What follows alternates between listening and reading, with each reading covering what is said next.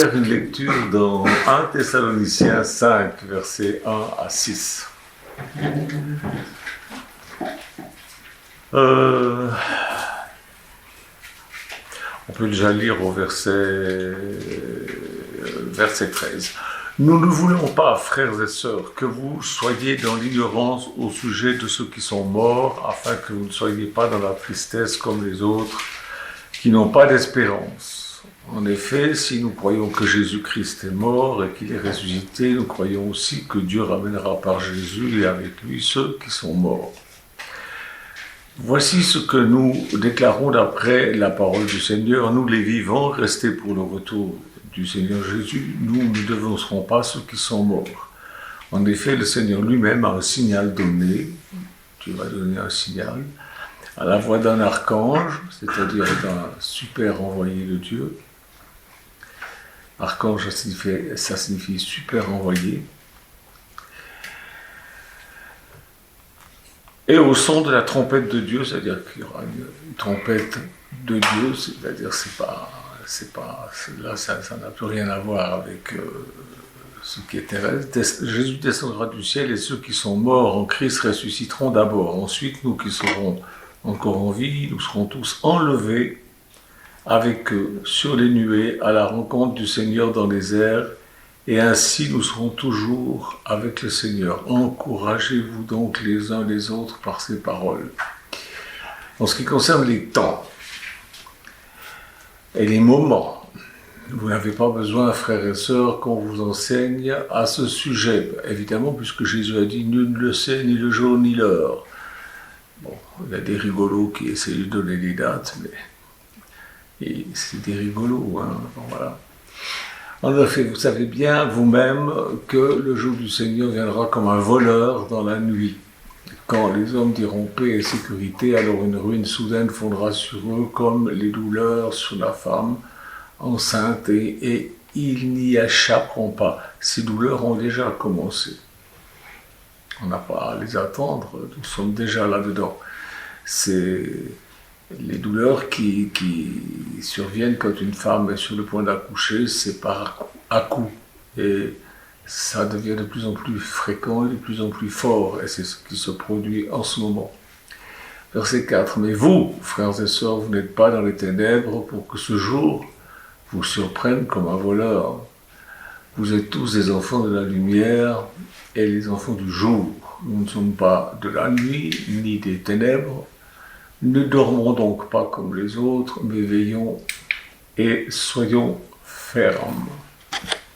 Soyons sobres, pardon. Voilà ce que l'apôtre Paul disait aux chrétiens de son époque.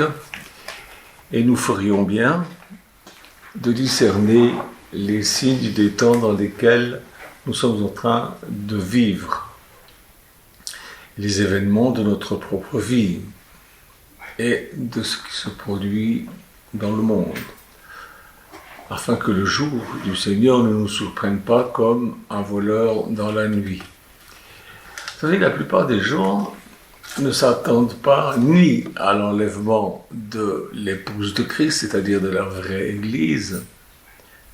L'apôtre Paul en parle, en un clin d'œil, nous serons changés, transformés, nous serons enlevés. Et ils ne s'attendent pas non plus à ce que Jésus revienne sur les nuées du ciel. Entre le moment où l'enlèvement aura lieu, c'est-à-dire que l'épouse disparaîtra, sera enlevée dans les nuées du ciel, et le moment où Jésus va revenir sur les nuées du ciel avec les saints, c'est-à-dire avec les siens, avec ceux qui auront été enlevés, et puis tous ceux qui nous ont précédés dans la foi, entre ces deux moments, il va y avoir l'apparition de l'Antichrist que le monde suivra, il sera séduit par l'Antichrist. Les gens vivent n'importe comment, ils ne savent pas. Alors ils nous prennent pour des idiots quand nous croyons ces choses-là, mais bon, ils font comme ils veulent. Hein. Jésus dit qu'il reviendra comme un voleur. Premièrement, nous ne savons pas, déjà rien qu'une chose, nous ne savons pas à quelle heure on va mourir, personnellement. Et puis encore en plus, nous ne savons pas à quel moment il va revenir. Par contre, Jésus nous a donné des signes de sa venue et ces signes ont déjà commencé. Vous avez qu'à regarder autour de vous, vous avez qu'à regarder ce qui se passe, c'est fléau sur fléau. Et puis vous savez, c'est un petit peu... les gens s'habituent. Oui, il y a toujours eu... Il y aura bientôt une guerre. Pour le moment, ici en France, on entend des bruits de guerre. Et si nous n'aspirons pas corps et âme à la venue de Jésus, comme c'est écrit dans Apocalypse 22, 17, l'Esprit, le Saint-Esprit et l'épouse, c'est-à-dire la véritable Église, disent « Viens Seigneur Jésus, nous avons hâte qu'il revienne ». Eh bien, si nous n'avons pas cette aspiration et ce grand désir, et si nous n'agissons pas en conséquence, eh bien, nous ferons partie de ceux qui ne seront pas enlevés et qui vivront ces temps de l'Antichrist où les gens diront au rocher tombez sur nous, on ne veut plus vivre, c'est insupportable. On trouve ça dans Apocalypse 6, 15, 17. Mais nous sommes dans la lumière, c'est-à-dire nous sommes éclairés par la parole de Dieu. La Bible, nous sommes éclairés. Nous voyons que les temps difficiles prophétisés dans 2 Timothée 3.1 sont là. Je ne sais pas si vous voulez que je vous les lise, 2 Timothée 3.1. Je ne sais même pas si je l'ai noté. Vous connaissez, hein, à la fin, il y aura des temps difficiles, etc. Puis il donne toute la liste des choses. C'est des choses qu'on voit maintenant. On s'y habitue. Les gens s'habituent. Nous pouvons donc nous attendre avec une parfaite assurance au sujet de l'accomplissement de toute la parole de Dieu. En fait, il manque 2 choses. La lune deviendra couleur sang et le soleil perdra de sa clarté. Ça, c'est les 2 seules prophéties qui ne sont pas encore accomplies. Tout le reste, des centaines de prophéties, sont accomplies. On me dirait, oui, mais d'ici ce que la lune devienne rouge comme du sang, c'est pas demain la veille, et que le soleil s'obscurcisse. Tout s'est toujours accompli, et ça s'accomplira aussi. Celui qui a dit que la lumière soit, a aussi parlé aux prophètes pour nous avertir, afin que nous puissions discerner dans quelle époque nous vivons. Alors je vous parle surtout des prophètes bibliques. Bon, il y a des prophètes à l'heure actuelle, il y en a, mais bon, je pense qu'on a meilleur temps d'écouter les prophètes de la Bible que les prophètes actuels qui souvent sont un petit peu étranges. Nous voyons tout ce qui a été prophétisé, nous voyons que c'est accompli. L'épouse de Jésus va bientôt être enlevée. Et la terre va être moissonnée, c'est ce que nous dit la Bible, c'est-à-dire que enfin les méchants seront bientôt détruits de la surface de la terre. Alors vous allez me dire, mais tu ne peux pas te réjouir d'une chose pareille? Ben oui, si, je me réjouis, je suis content. Si Dieu veut les détruire, il a ses raisons, et moi je me tiens du côté de Dieu, voilà. C'est bien, dégagé, il n'y a rien à voir. Jésus l'a annoncé, et rien ne va pouvoir arrêter sa main. Qui peut rivaliser avec Jésus? Parce que sur son ordre, les cieux et la terre passeront. On va dire ça dans 2 Pierre 3, 7. Il est dit, sachez avant tout que dans les derniers jours viendront des moqueurs pleins de railleries. Ça, je reçois des commentaires sur Révélation Bible, et puis bon, on voit dans le monde, hein, c'est des moqueurs, ils se moquent de tout. Sachez que, avant tout, dans les derniers jours, viendront des moqueurs pleins de railleries. Ces hommes vivront en suivant leurs propres désirs et diront « Mais où est la promesse de son retour ? En effet, depuis que nos ancêtres sont morts, tout reste dans le même état qu'au début de la création. Ah bon, vous trouvez? De fait, ils veulent ignorer que des cieux ont existé autrefois par la parole de Dieu, ainsi qu'une terre tirée de l'eau et au milieu d'elle, au milieu de l'eau. Ils oublient volontairement, ils veulent oublier que le monde d'alors a disparu de la même manière, submergé par l'eau, le déluge. Or, par la parole de Dieu, le ciel et la terre actuels sont gardés pour le feu, réservés pour le jour du jugement et la perdition des hommes impies. Voilà, c'est réservé pour le feu. Dieu n'aura même pas besoin des bombes atomiques, il n'aura même pas besoin de ça. Bon, il y en aura quelques-unes qui péteront, c'est sûr, mais c'est pas ça qui va détruire les cieux et la terre, c'est pas... Non. Depuis la planète Vénus, une bombe atomique qui explose, ça fera pif. Mais tout va être détruit, les cieux et la terre, tout ça, ça va être détruit. À la poubelle. Et Dieu créera un nouveau ciel et une nouvelle terre. Et ça sera très bien comme ça.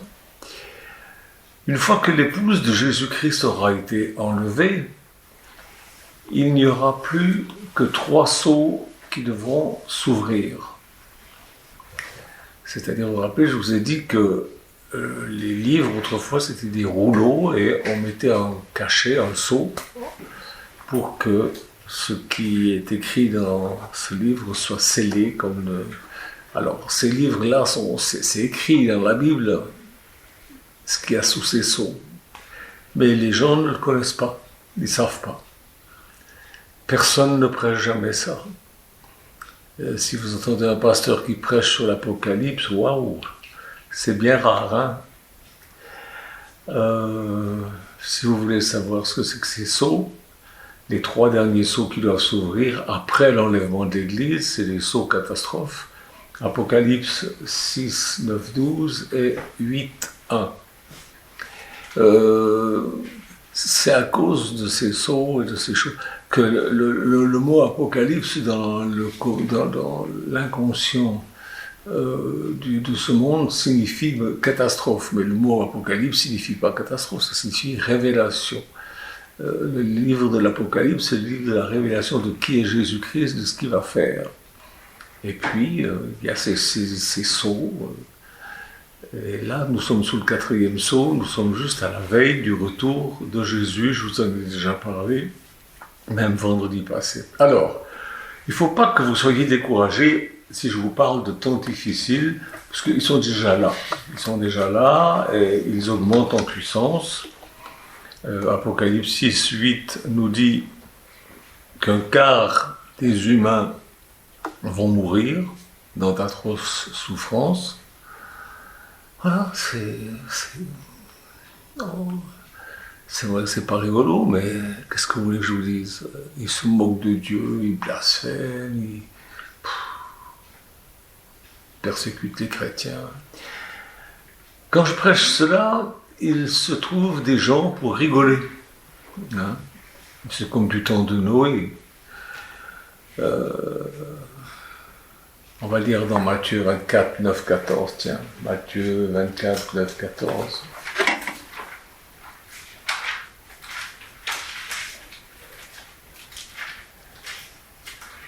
Alors on vous livrera à la persécution et on vous fera mourir, vous serez détestés de toutes les nations à cause de mon nom. Beaucoup trébucheront alors, se trahiront, se détesteront les uns les autres. Beaucoup de prétendus prophètes surgiront et tromperont beaucoup de gens. À cause de la progression du mal, l'amour du plus grand nombre se refroidira, mais celui qui persévérera jusqu'à la fin sera sauvé.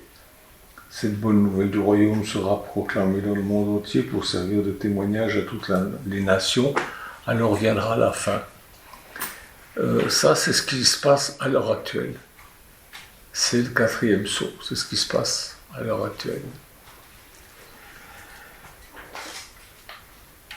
Et ça se passe vraiment. Selon les autorités, savez-vous que 60 millions de personnes sont mortes pendant la dernière guerre mondiale. Alors, c'est écrit dans l'Apocalypse qu'un quart de la terre, un quart des humains vont être massacrés. Et les gens rigolent, ça les fait rire, ils disent c'est pas possible, c'est pas vrai. Bon, déjà 60 millions de personnes sont décédées, sont morts à cause de la guerre, de la dernière. Et depuis, il y en a eu des tas de guerres, il y en a à peu près 50 en ce moment de guerre sur cette terre. On compte 17 millions de morts dus aux épidémies, selon l'OMS.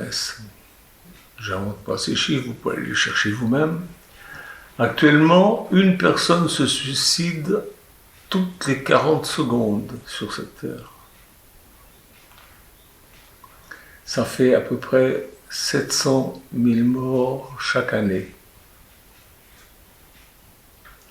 On s'habitue. 360 millions de chrétiens ont été fortement persécutés dans le monde en 2022. 360 millions, selon l'ONG Porte Ouverte. C'est une ONG très sérieuse. Écoutez bien, alors ça tout le monde s'en fout, 73 millions d'avortements provoqués chaque année dans le monde. 73 millions. Mais c'est légal. C'est légal. Alors, t'es contre l'avortement? Ben oui, la Bible dit que tu n'avorteras pas. Bon, évidemment, il y a des cas où ça met la mère en danger, ou s'il y a eu viol, enfin bon, il y a des cas. 73 millions d'avortements. 5000 églises ont été brûlées en 2023.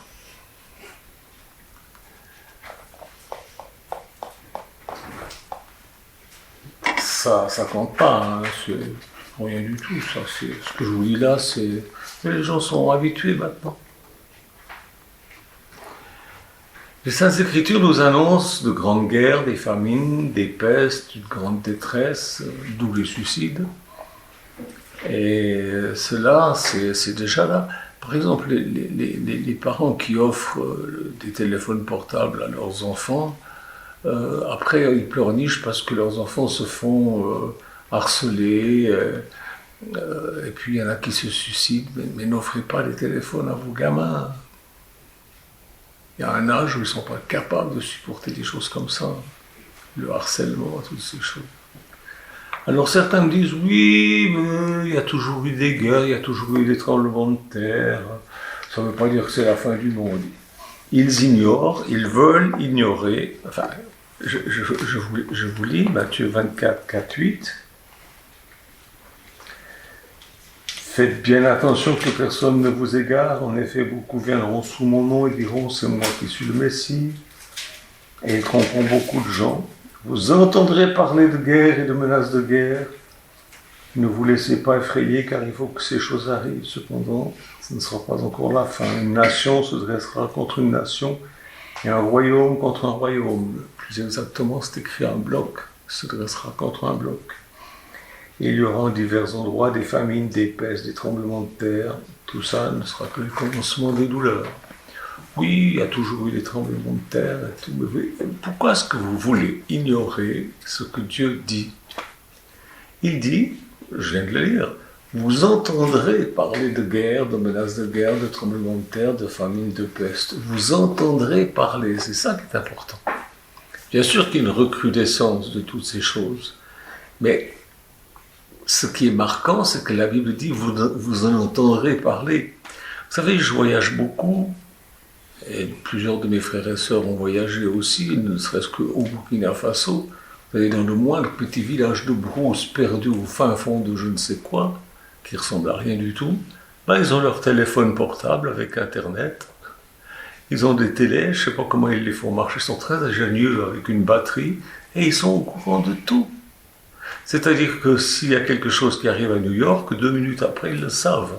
Même là, au fin fond de la brousse. Vous aussi, hein, vous savez des choses qui arrivent. immédiatement, vous en entendez parler. C'est ça que Jésus dit, c'est ça qui est important. Donc il y a des tremblements de terre, des choses comme ça, c'est très important. Mais ce qui est important à retenir, c'est que, bien sûr qu'il y a toujours eu des tremblements de terre, mais nous sommes la seule génération qui en entend parler tout de suite. Nous sommes la seule génération de l'histoire humaine qui entendent parler de ces choses. À peine 2 minutes, elles se sont accomplies, ça y est, vous le savez déjà. Ces prophéties que nos ancêtres attendaient sont accomplies aujourd'hui. Et Jésus nous avertit et il nous dit, on va lire dans toujours Matthieu 24, 32, 33.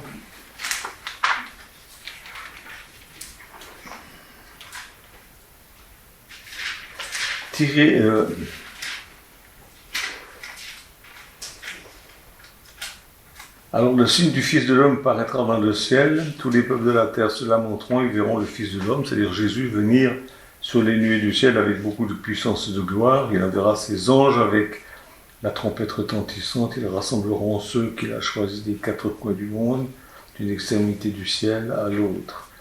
Tirez instruction de la parabole du figuier. Dès que ses branches deviennent tendres et que les feuilles poussent, vous savez que l'été est proche. De même, quand vous verrez toutes ces choses, sachez que le Fils de l'homme, c'est-à-dire que Jésus, est proche, qu'il est à la porte. Je vous le dis en vérité, cette génération ne passera pas avant que tout cela n'arrive. Le ciel et la terre disparaîtront, mais mes paroles ne passeront jamais. Qu'est-ce qu'il dit là? Il dit, la génération qui verra ces choses verront mon retour. Nous sommes cette génération.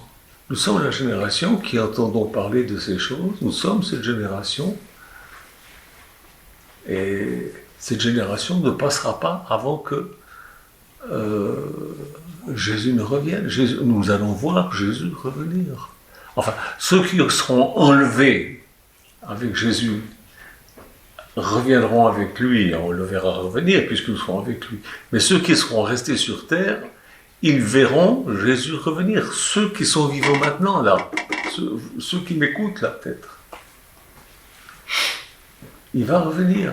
Vous ne croyez pas, ça vous fait rire. Riez, riez.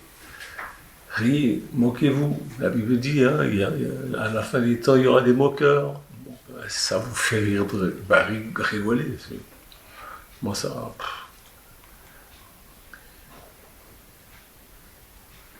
Ces prophéties se sont accomplies. La génération qui verra ces choses, qui en entendra parler, verra Jésus revenir sur les nuées du ciel.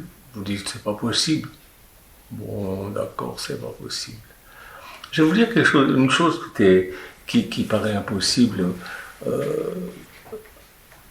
Le téléphone portable, par exemple.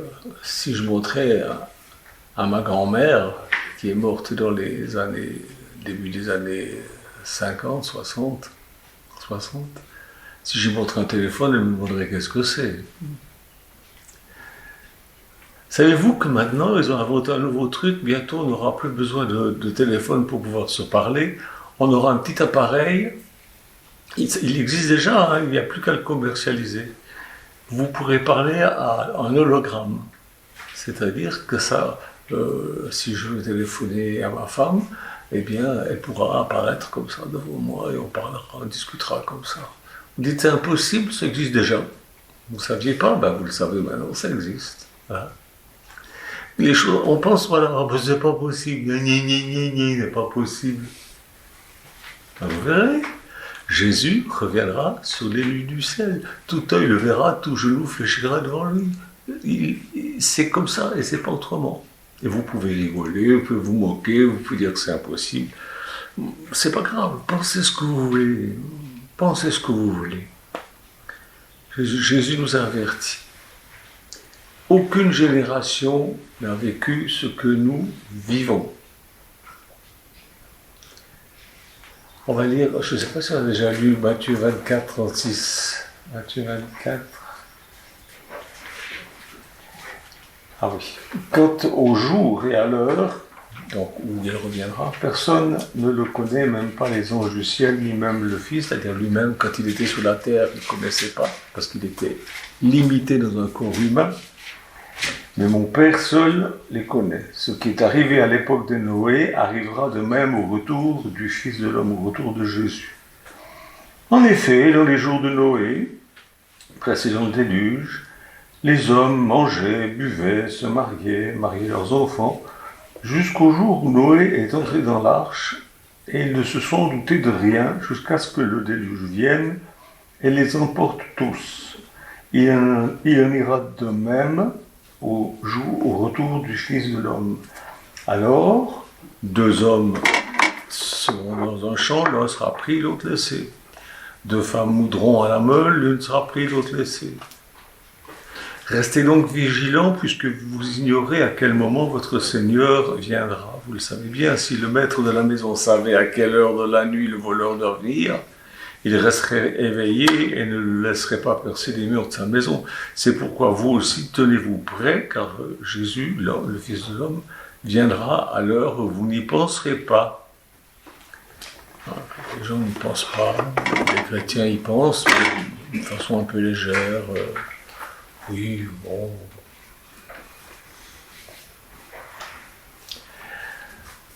Le monde n'est pas prêt, comme au temps de Noé. Et nous devons être prêts maintenant. Ce n'est pas le temps de se préparer. Nous devons être prêts maintenant parce que les signes avant-coureurs du retour de Jésus sont en train de se manifester comme comment on appelle ça, les contractions d'une femme qui est sur le point d'accoucher. Et nous devons être prêts maintenant. On ne sait pas la date. Il y a des faux prophètes, des rigolos, des malades mentaux qui font des calculs, qui ont l'air très savants, ils balancent des dates, alors que Jésus dit « nul ne sait ni le jour ni l'heure ». Alors ils disent « oui, Jésus a dit « nul ne sait ni le jour ni l'heure, mais on pourra peut-être savoir sûrement le mois et l'année ». Bande de rigolos. Vous ne trompez que ceux qui sont dans les ténèbres et qui se vantent d'être sages. La confusion est partout. Ne faiblissons pas, restons fermement sur le roc, c'est-à-dire sur Jésus, sur sa parole, sur ce qu'il a dit. Il y a une prophétie dans Habakkuk qui dit, c'est Habakkuk 2,4, que le juste vivra par sa foi. Le juste ne vit pas par la foi, il vit par sa foi. Et la foi, elle vient de ce qu'on entend, de ce qu'on lit dans la Bible, pas de ce que Sœur Tartampion ou frère machin raconte, mais sur ce que la Bible dit, pas sur l'interprétation de ce que la Bible dit. On n'a pas à interpréter ce que la Bible dit. Ce que la Bible dit, c'est très clair, on le comprend. Si vous ne comprenez pas, c'est que bon, vous êtes bouché, voilà, il y a quelque chose qui ne joue pas. La Bible dit que les impies ne peuvent pas comprendre. Néanmoins, beaucoup de chrétiens seront en proie pendant ce temps à la maladie, au fléau, aux injustices, aux persécutions. Et c'est une hérésie que de dire qu'un chrétien qui souffre, c'est parce qu'il a péché. Ceux ou celles qui jugent comme ça seront jugés très sévèrement. Vous trouvez ça dans Matthieu 7,1. J'ai entendu un pasteur suisse dire ça. Ah, le frère n'est pas là aujourd'hui. Non, il est malade. Ah bon? Parce qu'il a péché. Si un jour je suis malade, vous saurez que c'est parce que j'ai péché. J'ai failli me lever, lui fiche de claque. Je me suis retenu, j'étais jeune.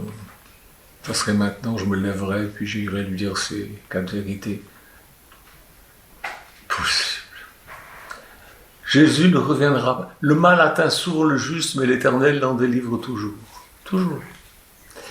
Jésus ne reviendra pas sur les nuits du ciel avant que tous les jugements écrits dans les 3 sceaux, les derniers, soient accomplis. Et ça va aller très vite, parce qu'à partir du moment où Jésus revient, il y a, je ne vais pas vous dire combien de temps, ça ne vous regarde pas, mais il y a très peu de temps, quelques années. Maintenant, il reviendra secrètement pour enlever les siens, son épouse fidèle, les véritables chrétiens qui sont fidèles, pas ceux qui se font baptiser sous un coup d'émotion, puis qui après disent « Ouais, le pasteur, gna gna gna gna gna gna gna gna. » Non, ils ne seront pas enlevés ceux-là, à moins qu'ils se repentent. À moins qu'ils se repentent. C'est pourquoi j'exhorte ceux qui se sont engagés dans les eaux du baptême et qui se sont refroidis, qui ont rétrogradé, qui se permettent de critiquer les serviteurs de Dieu, qui colportent des méchancetés, je les exhorte à se repentir. Vraiment, parce qu'ils sont en danger. Dieu parlera à ses serviteurs, à ses vrais prophètes, comme au temps de Noé. Les vrais prophètes connaîtront le temps précis où Dieu fermera définitivement la porte de la grâce. Mais les vrais prophètes n'auront pas le droit de le dire. Vous savez, quand c'est écrit dans la Genèse 6.4 que Noé a été averti 7 jours avant. Il a dit dans 7 jours, ça sera terminé, le déluge commencera, je fermerai la porte. Donc Noé, il savait. Et la Bible dit, il en sera comme du temps de Noé. Donc les véritables serviteurs de Dieu qui sont concernés sauront quand la porte sera fermée, mais ils n'auront pas le droit de le dire. Sinon, à une certaine catégorie de personnes. À qui? Noé a parlé à qui? À sa famille. À sa famille, à ceux qui ont Dieu pour père. Les autres, on n'aura pas le droit de leur dire. Pourquoi? Parce qu'il faut que ceux qui se moquent n'entrent surtout pas dans l'arche.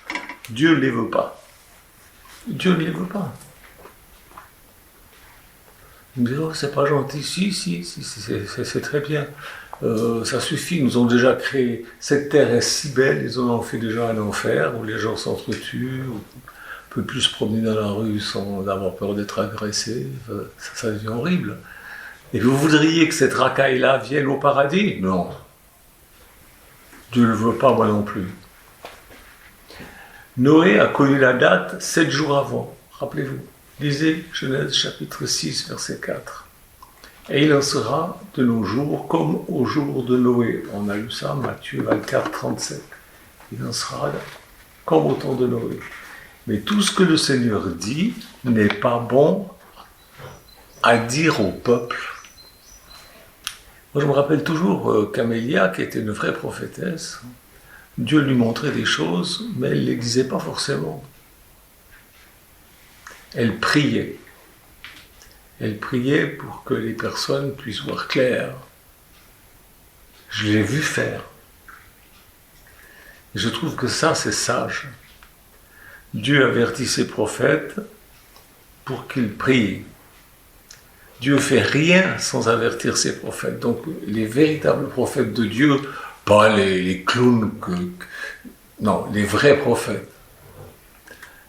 Amos 3, 7, 8. Ils seront avertis. Dieu ne fait rien sans avertir ses serviteurs et les prophètes. Noé avertissait le peuple, comme je le fais en ce moment. Il était un prédicateur de justice, je vous l'ai dit il y a 2-3 prédications en arrière, mais quand il a su la date du déluge, il n'en a parlé qu'à sa famille.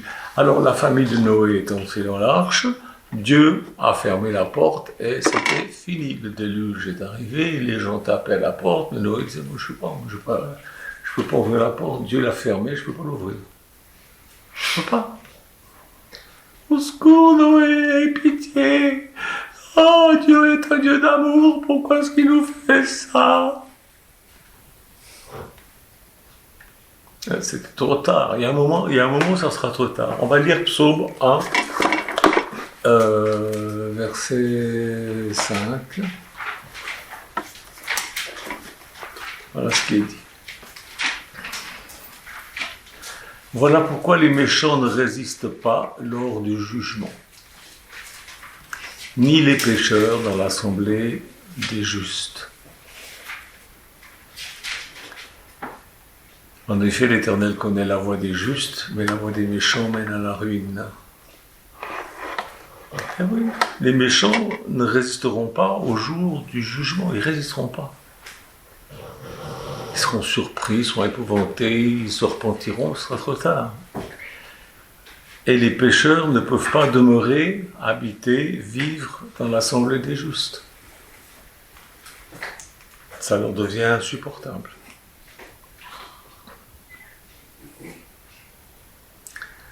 C'est très clair, n'est-ce pas? Il n'y a pas besoin d'interprétation, hein? C'est très clair. Est-ce que je vous ai déjà dit des choses qui ne sont pas écrites dans la Bible? En vous parlant aujourd'hui de cette manière-là, je ne le fais pas avec gaieté de cœur. Les temps sont mauvais. Mais on dirait que les gens ont pris l'habitude de vivre dans un monde mauvais. Vous savez, il y a cette petite histoire qu'on raconte, vous prenez une casserole, faites bouillir l'eau, vous jetez une grenouille dedans, elle saute, elle se sauve, parce qu'elle sent que c'est chaud. Mais vous mettez une grenouille dans la même casserole avec de l'eau froide, c'est bien. Vous mettez le feu dessous, ça chauffe, et dit, ah c'est bon, ça chauffe, c'est bien, elle s'habitue, puis à un moment donné, c'est trop chaud, elle cuit, elle meurt. Ben, c'est ce qui se passe aujourd'hui. Les gens s'habituent à tout. Ils commencent à sentir le roussi un peu en ce moment. Là, ça sent mauvais là, ça commence à devenir grave. Hein. Ils le sentent plus ou moins. On va lire la suite. Psaume 2, 1. Dieu qui pose la question, pourquoi cette agitation parmi les nations et ces préoccupations dépourvues de sens parmi les peuples?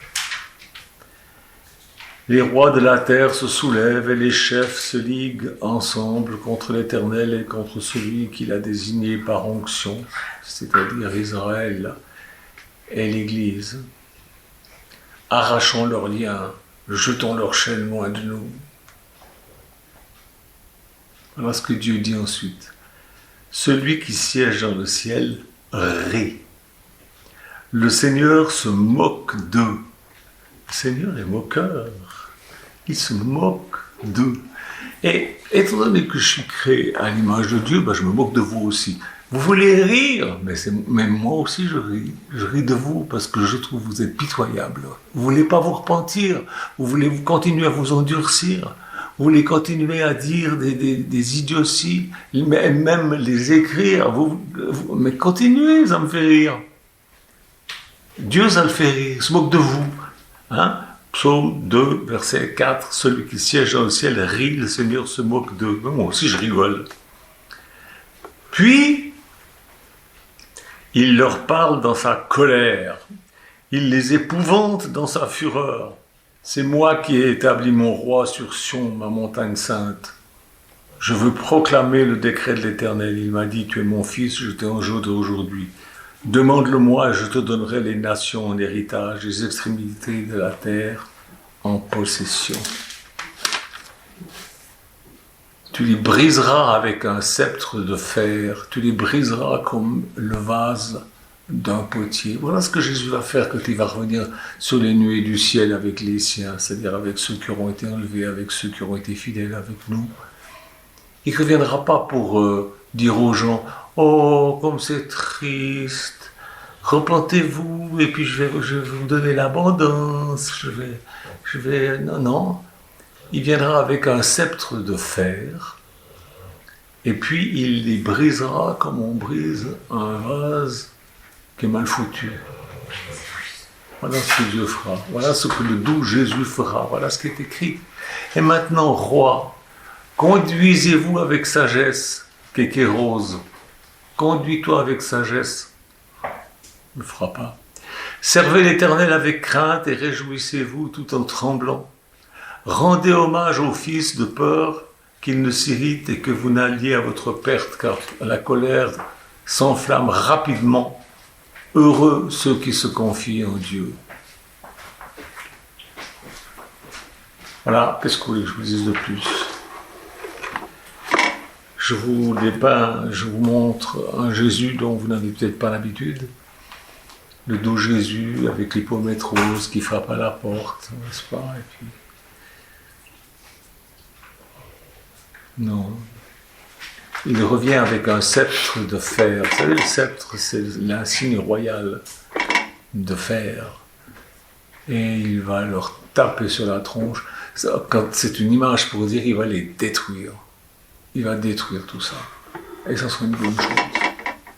Et ça sera une bonne chose. On veut pas de ça, on veut pas de ça au paradis. Si ça rentre dans le paradis, ce sera plus le paradis, ce sera l'enfer. Dieu détruira tout ça. Et me dire, c'est pas juste. Taisez-vous, ignorants, bêtes que vous êtes. Ne dites pas que Dieu n'est pas juste. Dieu est juste. Il est amour. Il exerce de la patience en ce moment. Il fait les choses petit à petit pour vous avertir. Il se sert de ses serviteurs pour vous annoncer ces choses.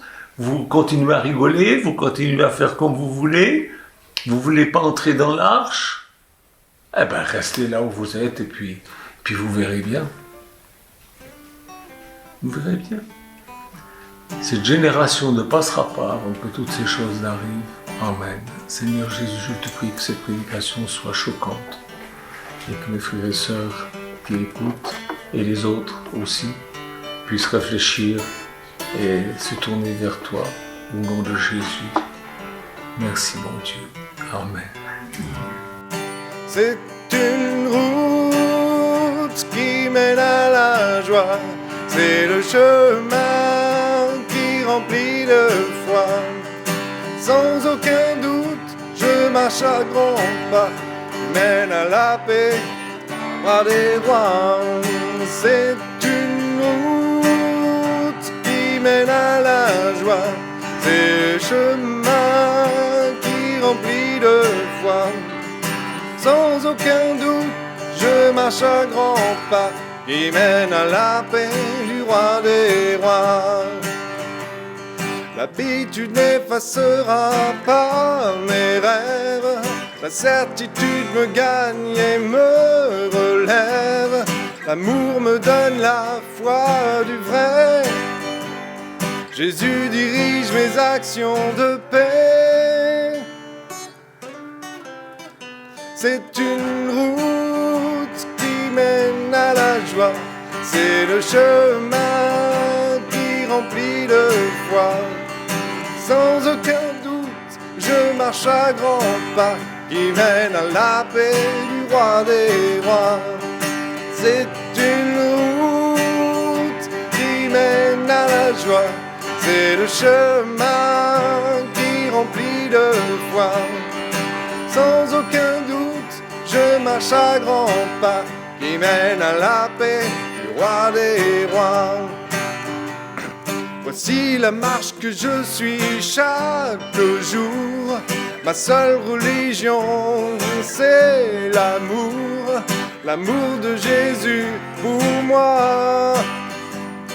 L'amour qui a été jusqu'à la croix. C'est une route qui mène à la joie. C'est le chemin qui remplit de foi. Sans aucun doute, un grand pas qui mène à la paix du roi des rois. C'est une route qui mène à la joie. C'est le chemin qui remplit de foi. Sans aucun doute, je marche à grands pas, qui mène à la paix du roi des rois. Qui mène à la paix du roi des rois. Qui mène à la paix du roi des rois.